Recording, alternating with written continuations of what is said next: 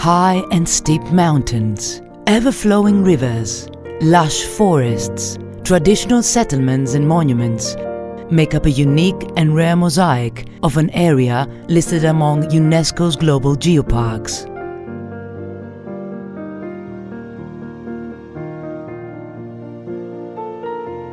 Following the circular route, exploring the nature, the culture and the geology of VIKOS-AOOS Geopark, you will cross the long VIKOS-AOOS rivers, stepping on old stone bridges, such as the Kokoris Bridge in Zagori and that of AOOS River in Konica.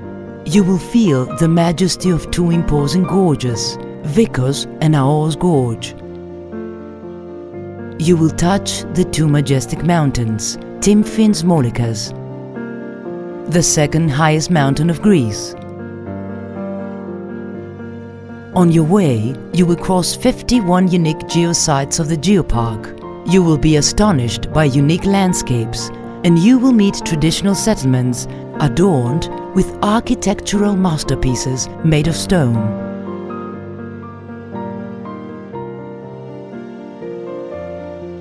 Welcome to VIKOS-AOOS Geopark, a unique place listed among UNESCO's 150 global geoparks.